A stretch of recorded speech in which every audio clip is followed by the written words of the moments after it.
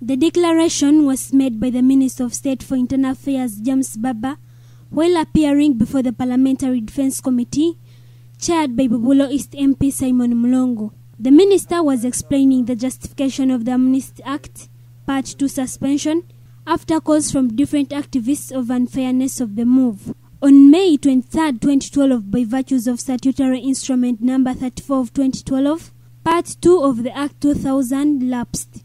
However, Part 1, 3 and 4 were extended by a period of 12 months and are expected to expire on 23 May this year.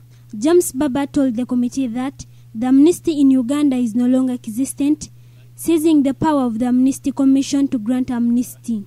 Whoever denounces the rebel activities must be done through the Directorate of Public Prosecution. Indefinitely.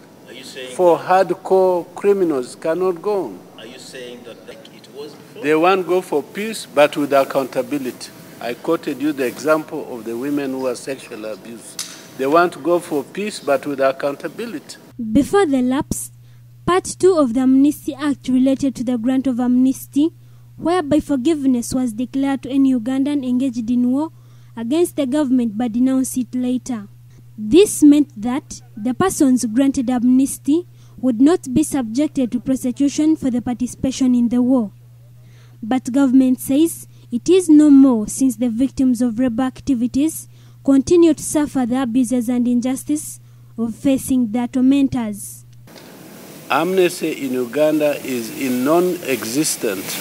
Members of Parliament wondered why the government hurried to ban Part 2 of the Act without giving or providing an alternative act. However, the allegations that the ban is meant to shield any possible connivance among the ex-rebels under the disguise of communal rehabilitation.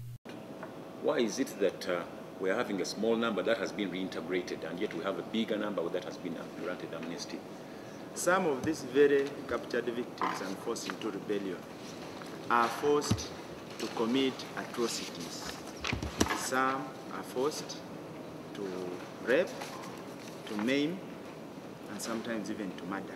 And our challenge to the minister was to really specify which aspects of the law, if it was the Rome Statute, or if the other aspects of the international. We wanted to know exactly what it was, because as far as we know, the international legal regime has to relate and respect municipal laws.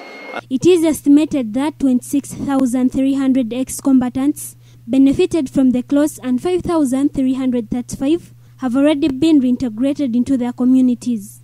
But government says it will critically examine the possibility of incorporating amnesty within the context of national transitional justice policy that is meant to provide a variety of transitional justice mechanisms, including formal justice, truth-seeking, and reparations for victims. The decision of the lapse of Part 2 is expected to enable Uganda to comply with national and international obligations to pursue justice and accountability for victims of international crimes and provide room for critical determination of the amnesty question. Bahati Remi, Sumaya Ramadan, NBS Television, Parliament.